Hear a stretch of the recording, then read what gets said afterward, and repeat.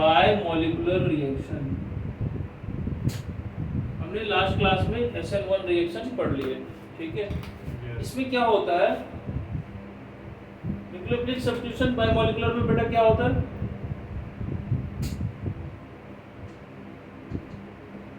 X, ठीक है। हमने क्या ले लिया इस पे, न्यूक्लियोफाइल, क्या ले लिया, न्यूक्लियोफाइल। अब ये न्यूक्लियोफाइल कैसे अटैक करेगा इस पे, ये न्यूक्लियोफाइल कैसे अटैक करेगा, तो क्या होता है इसमें, X हटेगा, हाँ X हटेगा, X धीरे धीरे क्या होगा, हटेगा और न्यूक्लियोफाइल बैक साइड से अटैक करेगा, यानी कि leaving of the X halogen halide group and addition of nucleophile occurs simultaneously। दोनों क्या होगा, तो इस केस में ये क्या बनेगा, ट्रांजिशन स्टेट, इसको क्या बोलते हैं, transition state.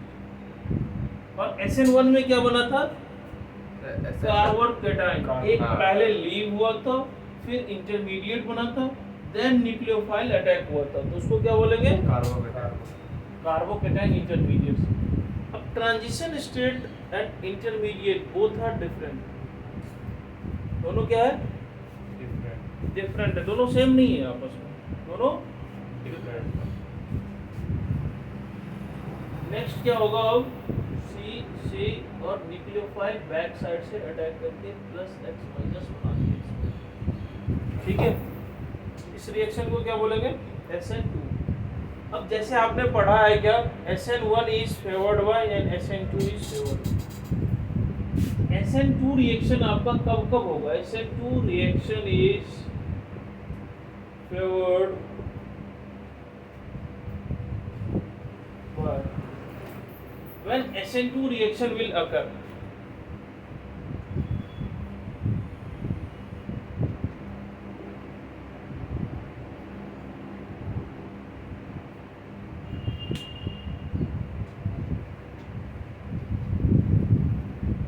when SN2 reaction will occur, कब होगा,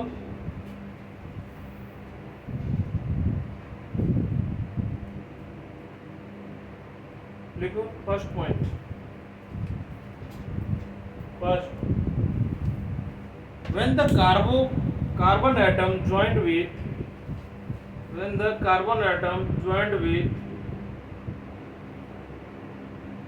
living group, क्या लिख रहा है, living group should not be statically hindered for back attack।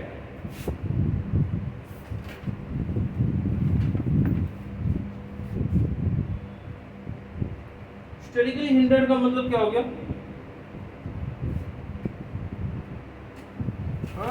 Static effect एक पढ़ाए थे, GOC में पढ़ते हैं। स्टैटिक इफेक्ट का मतलब क्या होता है, जैसे मान लो कोई बॉन्ड बन रहा है, कोई बॉन्ड ऐड हो रहा है, सपोज देखो इधर देखो, मान लो मैंने इस बॉन्ड पे कार्बन के इस तीनों बॉन्ड पे मैंने बल्कि ग्रुप लगा दिया, ठीक है। अब X तो इधर से जा रहा है, नेगेटिव हो रहा है, ये भी न्यूक्लियोफाइल भी क्या है, नेगेटिव, तो इन दोनों के बीच में क्या होगा, रिपल्सन। न्यूक्लियोफाइल हमेशा यहाँ पे क्या होगा, बैक साइड से अटैक करेगा, बैक साइड से अटैक करेगा तो मैंने यहाँ पे बल्कि ग्रुप लगा दिया, तब इन दोनों को क्या करेगा, ये रिपेल करेगा, क्योंकि वो बल्कि ग्रुप है, तो न्यूक्लियोफाइल को अटैक करना नहीं देगा, यानी कि रेट ऑफ SN2 डिक्रीज हो गया। तो जहाँ भी क्या हो, स्टेटिकली हिंडर्ड हैवी ग्रुप ना हो, यानी लार्जर ग्रुप ना हो, तो वहाँ पे आपको SN2 रिएक्शन होगा। समझ में आया, बहुत बढ़िया। तो जो रेट ऑफ, फर्स्ट पॉइंट में ही लिखेंगे, रेट ऑफ SN2 रिएक्शन क्या होगा, CH3X यानी कि मिथाइल, ठीक है, फिर R क्या होगा बेटा, कोई परेशानी है क्या तुम्हें, परेशान है, ठीक है जा सकते हैं।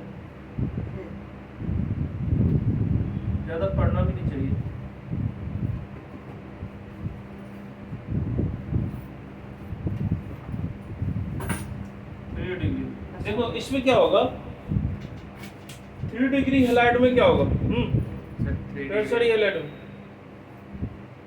Alkyl alkyl alkyl there are 3 alkyl group.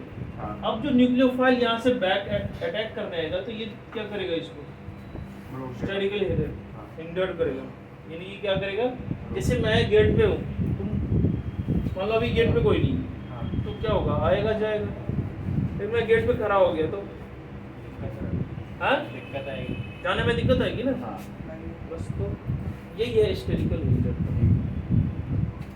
कोई हमसे भी इतनी गुना वाला आ गया खड़े हो गए गेट पे तो और दिक्कत होगी, ठीक है फिर तो निकल नहीं पाएंगे। नेक्स्ट होगा weaker the CX bond, weaker the CX bond, higher the rate of SN2, weaker the CX bond, higher the rate of SN2, SN2 reaction उतना हाई होगा कैसे RI फिर RBr फिर RCl फिर होगा RF। देखो बच्चा आयोडीन का साइज बहुत बड़ा है तो R और यानी कार्बन और आयोडीन का बॉन्ड क्या होता है वीक होता है, सबसे स्ट्रॉन्ग होगा ठीक है। थर्ड पॉइंट स्ट्रॉन्ग न्यूक्लियोफाइल होना चाहिए। न्यूक्लियोफाइल क्या होना चाहिए strong, nucleophile should be strong, अभी जाके होगा SN2 उसमें था वीक लाइक स्ट्रॉन्ग न्यूक्लियोफाइल या न्यूक्लियोफाइल शुड बी स्ट्रॉन्ग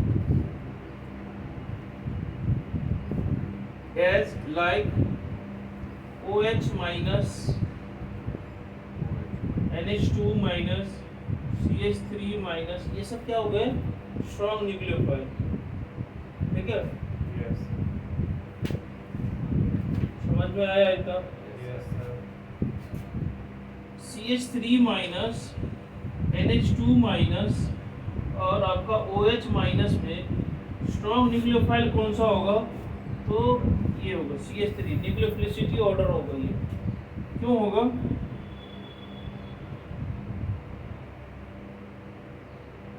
ऐसा ऑर्डर क्यों होगा why this order is why not OH minus is strong बताओ तुमको बता सकता है।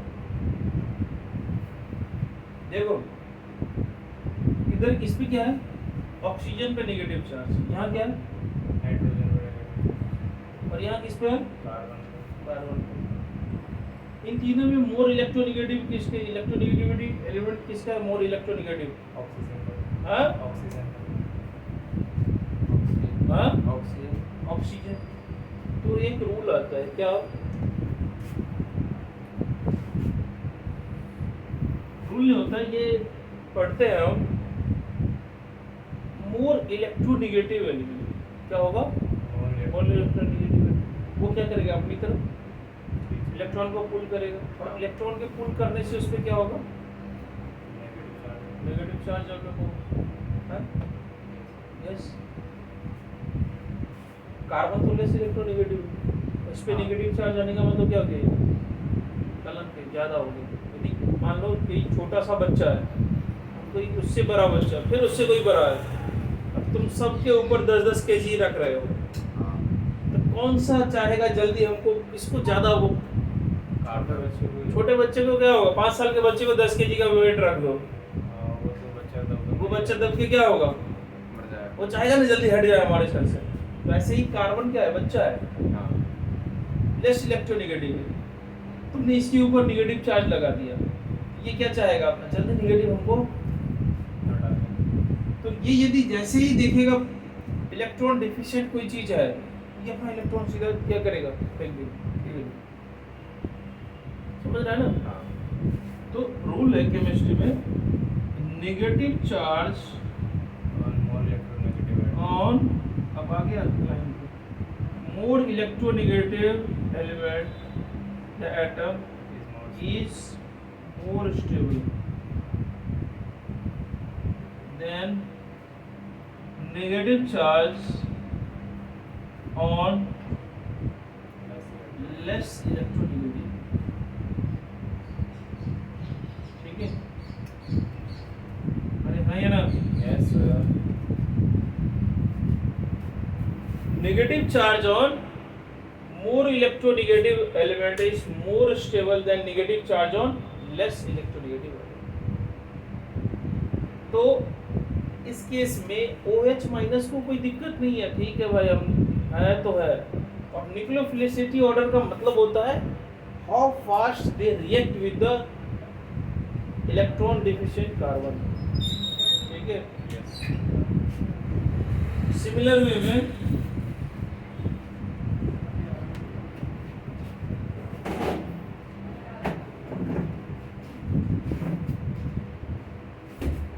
in similar way, if there is fluorine, bromine and iodine, so what is the nucleophilicity order?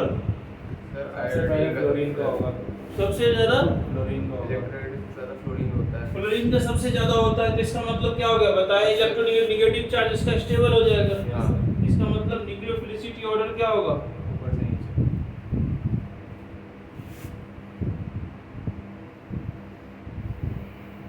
इस पे भी क्वेश्चन आते हैं।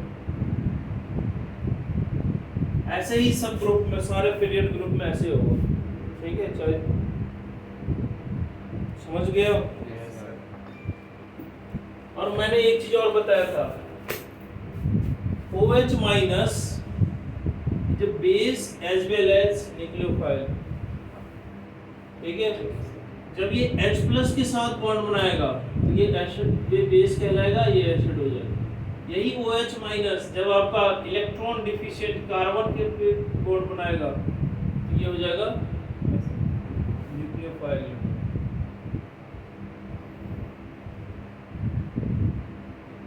ठीक है, यही एक डिफरेंस है। हाँ ऊपर कितना पॉइंट हो गया? 3 चौथा पॉइंट लिखो, high concentration of high concentration of nucleophile. Nucleophile की कंसंट्रेशन क्या होनी चाहिए? ये नोट कर लिया नहीं है सब? Yes sir. क्लोरीन, ब्रोमीन सब ये सब। Fourth point, high concentration of nucleophile की कंसंट्रेशन जितनी ज्यादा होगी, यानी हाई कंसंट्रेटेड होना चाहिए, इसका मतलब उसकी न्यूक्लियोफिलिसिटी उतनी ज्यादा होगी, ठीक है। Fifth point, solution in aprotic polar solvent, aprotic polar solvent like DMSO, क्या होता है? DMA, DMF, ये सब क्या है ये एक सॉल्वेंट है, ये प्रोटिक पोलर सॉल्वेंट है। और कल मैंने बताया था प्रोटिक पोलर सॉल्वेंट का मतलब क्या होता है, लास्ट क्लास में। प्रोटिक मतलब OH बॉन्ड और पोलर मतलब आयन से ब्रेक होना। अच्छा और ई प्रोटिक का मतलब क्या है? जिसमें OH बॉन्ड नहीं हो, ठीक है। तो डाई मिथाइल, DMSO को क्या बोलते हैं? Di methyl sulphur oxide, full form लिख लो, डाई मिथाइल सल्फर ऑक्साइड, इसको बोलते हैं डाई मिथाइल डाइमिथाइल एसीटोनामाइड, ये होता है dimethyl formamide, dimethyl formamide, DMSO, DMF और DN स्ट्रक्चर कैसा होता है DMSO का, ठीक है, समझ गया? हाँ, yes sir. CH3 C double bond O N CH3 इसको बोलेंगे डाई मिथाइल एसीटामाइड। और डाई मिथाइल फॉर्मामाइड तो पता ही है, हाँ? C इस पे CH3 के बदले H आ जाएगा, double bond O N CH3 और दिस इज कॉल्ड डाइमिथाइल। यदि मान लो इस टाइप के सॉल्वेंट रहे, या ऐसे भी होता है, ए प्रोटीन कार्बन सल्फाइड भी होता है, क्या होता है? कार्बन डाइसल्फाइड भी एक प्रोटीन पोलर सॉल्वेंट, ठीक है? Yes sir.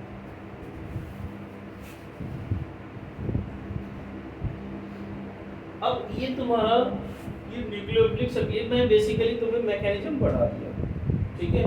SN1 और SN2 क्या होता है, ऐसे ही E1 और E2 होता है, एलिमिनेशन रिएक्शन पढ़ा होगा अल्कीन अल्काइन में, ठीक है? क्योंकि वहाँ फॉर्मेशन ऑफ अल्कीन जब हम पढ़ते हैं तो एलिमिनेशन रिएक्शन ही पढ़ते हैं, ठीक है?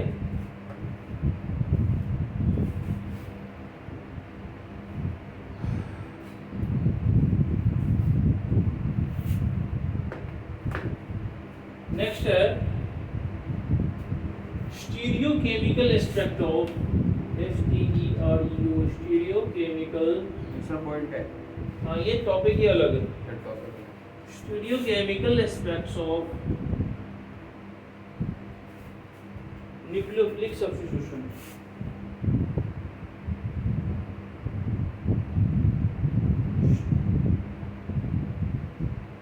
इसमें हम पढ़ते हैं स्टीरियोकेमिकल एस्पेक्ट इसका क्या होता है, न्यूक्लियोफिलिक सब्स्टिट्यूशन रिएक्शन का। स्टीरियोकेमिकल का मतलब क्या होता है? बिहेवियर टुवर्ड्स लाइट, हाँ ऑप्टिकली एक्टिव, इनएक्टिव। इसमें ना कुछ पॉइंट पढ़ेंगे, उसको लिख लो पहले। पहला होता है ऑप्टिकली एक्टिव, क्या होता है? सेकंड होता है फर्स्ट, ऐसे करके लिखो, फर्स्ट सेकंड। सेकंड पॉइंट में हम पढ़ेंगे इसमें कायरलिटी क्या होता है, व्हाट इज कायरलिटी, कायरल या कायरलिटी, या इसी को बोलते हैं एसिमेट्रिक। थर्ड पॉइंट आएगा इसमें रेसमिक मिक्सचर क्या होता है, what is racemic mixture. Fourth point में आएगा तुमको मेसो कंपाउंड भी तो होगा। हाँ? मेसो कंपाउंड भी तो होगा। हाँ, मेसो कंपाउंड क्या होता है, जब मेसो कंपाउंड पहले आता है ना सर। मेसो कंपाउंड लिख लो लिखते जाओ। फिफ्थ पॉइंट में बहुत चीज पढ़ता है, अभी तो इसमें बहुत चीज आएगा, ठीक है? इसके बाद इसमें पढ़ते हैं हाँ इनेंशियोमर्स क्या होता है। अच्छा ये ऑर्डर में नहीं लिखा होगा, ऑर्डर में लिखो पहले, ऑर्डर में लिखो। अरे ऑर्डर में लिखो पहले, एक एक करके जानेगा तब ना। इसको बिठाओ, नोट कर ले गया। हाँ सर। इसके बाद पढ़ते हैं इसमें इनेंशियोमर क्या होता है। इनेंशियोमर के बाद पढ़ते हैं डायस्टीरियोमर्स क्या होता है।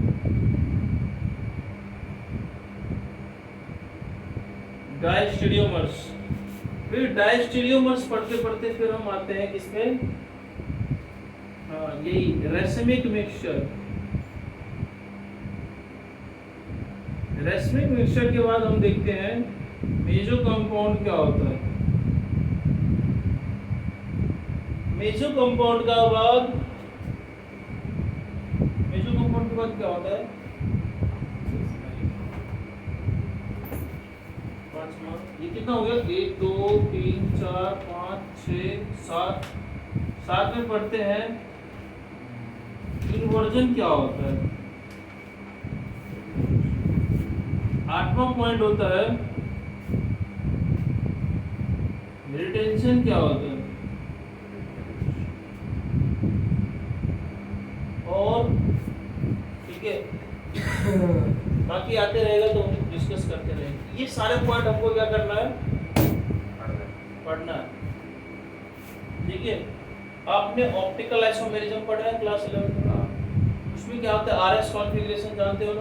सर भाई अब कायरल पता है। ठीक है, optically active inactive optically active inactive और एज पे बूस्टर का पता है। ये मिलाओ इसको, ऑप्टिकल एक एक करके अभी डिफाइन कर रहे हैं। समय का भी ध्यान रखिएगा। जी सर। 24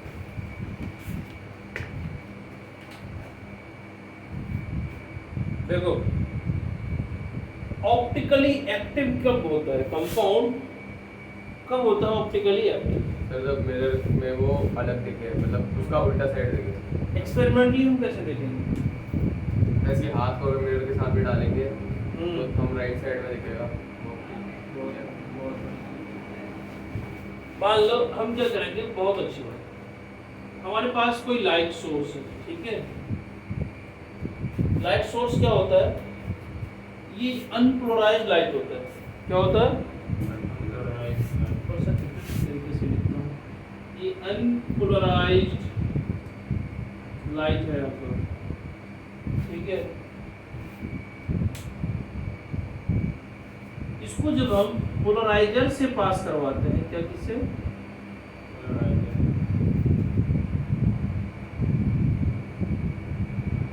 पोलराइजर। इस कैल्शियम कार्बोनेट होता है, CaO भी ले सकते हैं। तो ये क्या करता है? लाइट को किसी एक ही डायरेक्शन में क्या कर देता है?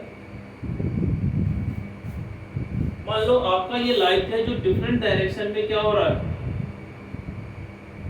अभी मान लो ये बल्ब जल रहा है, ट्यूब लाइट, क्या हो रहा है? लाइट डिफरेंट डायरेक्शन में जा रहा है। इसको मुझे एक ही डायरेक्शन में लाना है, तो हम क्या करेंगे? उसको पोलराइजर से पास करवाएंगे। तो ये क्या बन गया? इसको बोलते हैं PPL, प्लेन पोलराइज्ड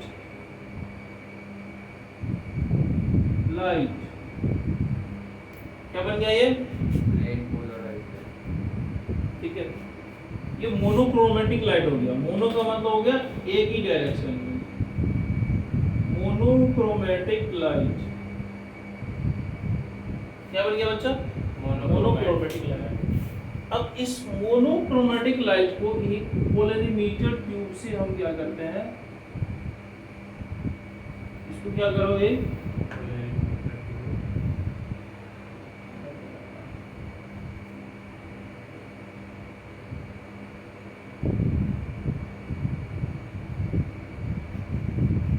एक पोलरीमीटर ट्यूब होती है, इसको बोलते हैं पोलरीमीटर ट्यूब। जब हम प्लेन पोलराइज्ड लाइट को पोलरीमीटर ट्यूब से क्या करते हैं? पास करवाते हैं, तो आपके ना यहाँ नीचे लिखो, इसका वैसे आना चाहिए इधर, इधर जगह नहीं है, ठीक है। तो इसके हमें ना तीन, अच्छा से इसका हमें तीन क्या होगा? तीन कंडीशन हो सकता है, समझो इधर। क्या क्या हो सकता है? एक तो पोलराइज्ड लाइट जो है वो सेम डायरेक्शन में ही क्या हो, इससे पास हो जाए, ठीक है। ऐसा हो सकता है ये ना राइट की तरफ टिल्ट हो जाए, ऐसा भी हो सकता है। या ऐसा भी हो सकता है ये लेफ्ट की तरफ टिल्ट हो जाए, आया ना?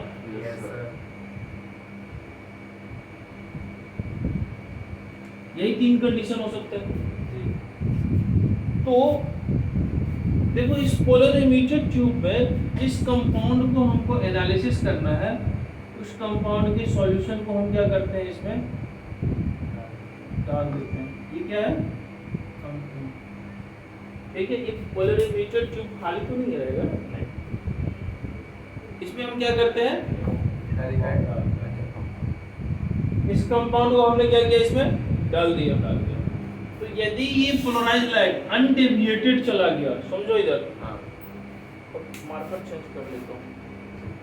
यदि मान लो ये क्या हो गया, पोलरिमीटेड ट्यूब अनडेविएटेड चला गया, इसका मतलब जो ये कंपाउंड है वो क्या है, ऑप्टिकली इनएक्टिव।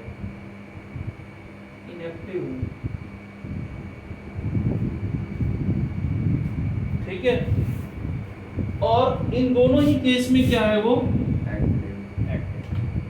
अभी बताएंगे क्या क्या होता है। ऑप्टिकली क्या है, एक्टिव है।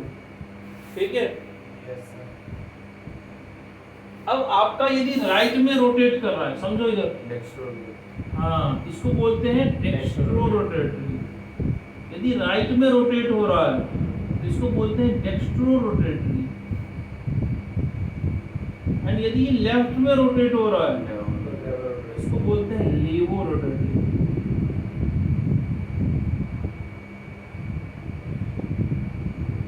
तो this is D form and this is L form. ठीक है, इसका साइन पॉजिटिव ले लेते हैं, इसका साइन नेगेटिव ले लेते हैं। ऐसा साइन साइंटिस्ट ने लिया है तो हम भी ले लेते हैं। ठीक है, समझ में आया? अब हर बार हम पोलरिमीटर ट्यूब, पोलराइजर या इसको हमको हर बार हमें किसी कंपाउंड को देखना होगा ऑप्टिकली एक्टिव है, तो हर टाइम हम एक्सपेरिमेंट करके तो नहीं देखेंगे। इसके लिए थ्योरेटिकल कॉन्सेप्ट आया ऑप्टिकली एक्टिव का, क्या, मिरर इमेज के थ्रू देखते हैं। ठीक है, वो अगले क्लास में केमिकली हमको देखेंगे जो कैसे कंपाउंड ऑप्टिकली एक्टिव है या नहीं। ठीक है, और जितने पॉइंट हमने डिस्कस किया है सबको एक एक करके डिफाइन करेंगे। पहला बच्चा क्या होता है, जो इनेंशियोमर क्या होता है, डायस्टेरियोमर क्या होता है, इन सब में क्या होता है, कब कब डायस्टेरियोमर बनेगा, कब इनेंशियोमर बन जाएगा, कब मेजो कंपाउंड बन गया, कब रेसमिक मिक्सचर बन गया, इन सब में कंफ्यूजन होती है। तो उस सबको भी हम क्या करेंगे, दूर करेंगे अगली क्लास में।